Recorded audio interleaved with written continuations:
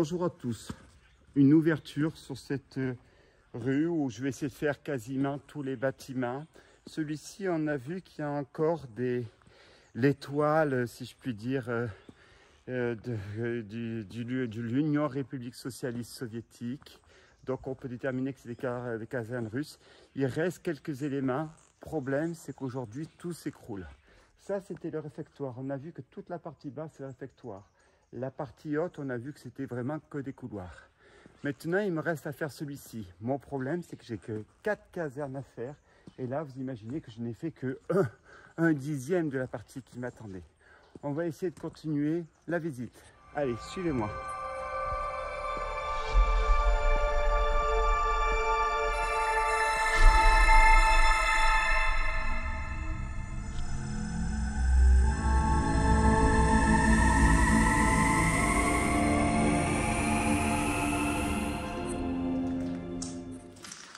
Vous avez compris, je suis dans une caserne ancienne URSS que je n'étais pas référencée.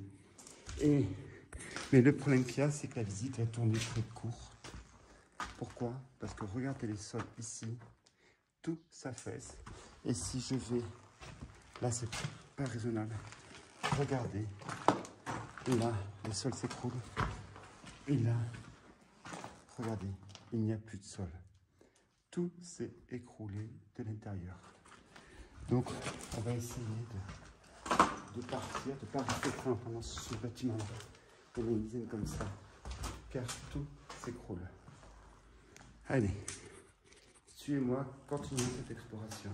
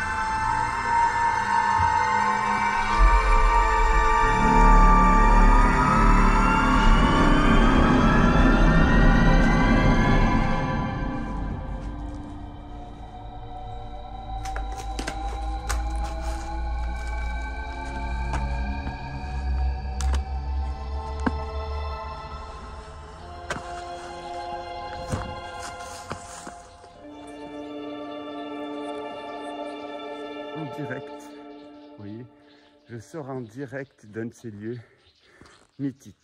Nous avons donc aujourd'hui l'explication. Ce sont d'anciennes casernes, c'est une ancienne caserne de l'Union République Socialiste Soviétique.